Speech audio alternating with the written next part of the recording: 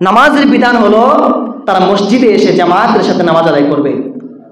রব্বুল আলামিন বলেন, আকিমুস সালাতা ওয়া আতুজ যাকাতা ওয়ারকাউ মা'আর রাকিঈন।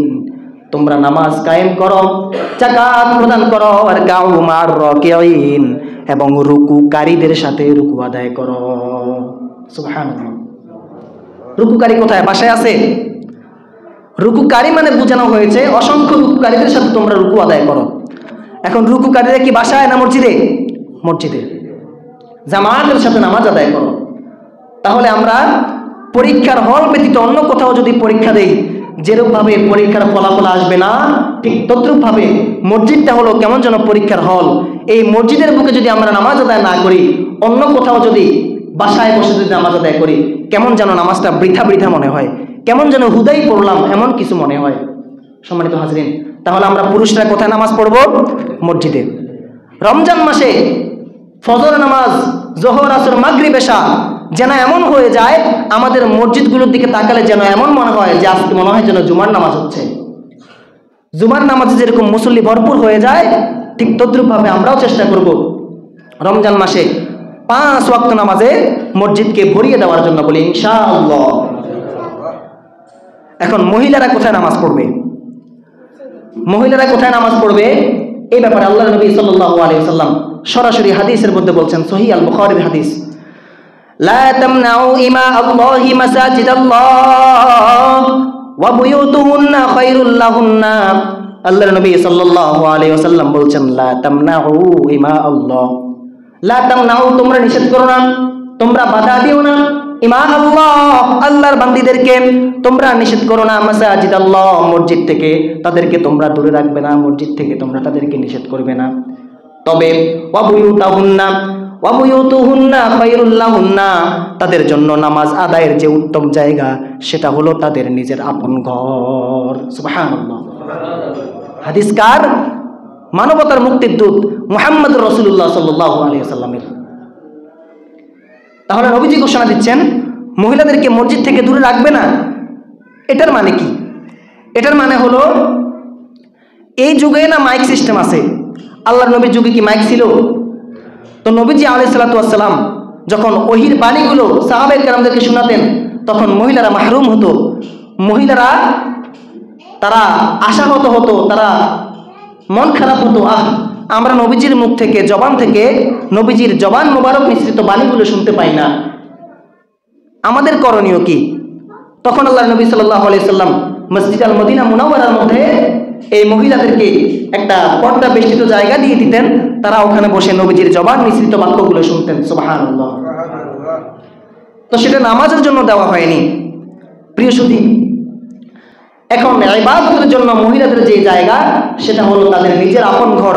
বুয়ুতুহুন্না খায়রুল লাহুন্না, তাদের ইবাদত মসজিদের চাইতে ঘরে তাদের জন্য উত্তম। সুবহানাল্লাহ। আরেক হাদিসের মধ্যে পাওয়া যায় যে পুরুষ মানুষ জামাতের সাথে আদায় করলে, পাগড়ি মাথায় দিয়ে মেসওয়াক করে নামাজ আদায় করলে তাদের নামাজ 70 গুণ বেশি সওয়াব হয়। সুবহানাল্লাহ। এখন মহিলারা কি করবে? মহিলারা তো মুসলমান, তারা কি সওয়াব থেকে বঞ্চিত হবে? আল্লাহর নবী সেটাও বলে দিচ্ছেন যে পুরুষরা যেরকম মসজিদের মধ্যে জামাতের সাথে পাগড়ি বেঁধে মেসওয়াক করে নামাজ আদায় করলে 70 গুণ সওয়াব যেরকম হয়, ঠিক তদ্রূপভাবে মহিলারা যদি ঘরের কোণায় বসে নিজের আপন জায়গায় বসে নামাজ আদায় করে, তাহলে মহিলাদের জন্য 70 গুণ সওয়াব। আল্লাহু আকবার। তাহলে মহিলাদের নামাজের জায়গা কোথায়? ঘরে।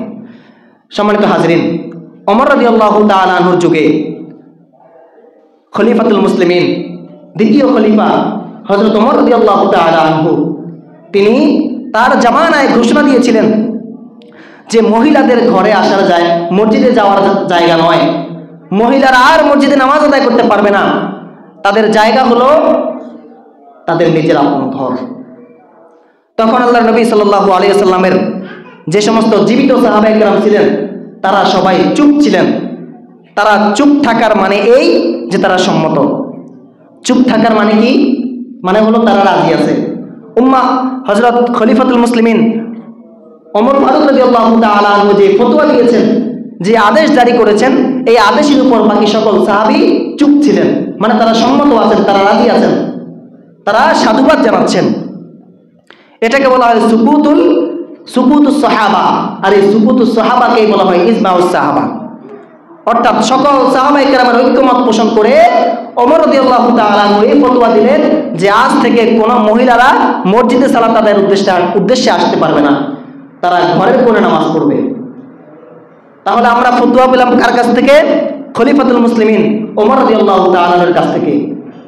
আমরা অন্য কোনো কারো কাছ থেকে ফতোয়া জানার আগ্রহ নাই, যেহেতু আমরা মূল জায়গা থেকে ফতোয়া পেয়ে গিয়েছি। এখন আমরা ওমর রাদিয়াল্লাহু তাআলার ফতোয়াকে কেন মানব? কারণ হাদিস শরীফের মধ্যে আল্লাহর নবী সাল্লাল্লাহু আলাইহি ওয়াসাল্লাম বলে দিচ্ছেন, আলাইকুম বিসুন্নতি ওয়া সুন্নাতিল খুলাফাইর রাশিদিন আল মাহদিন।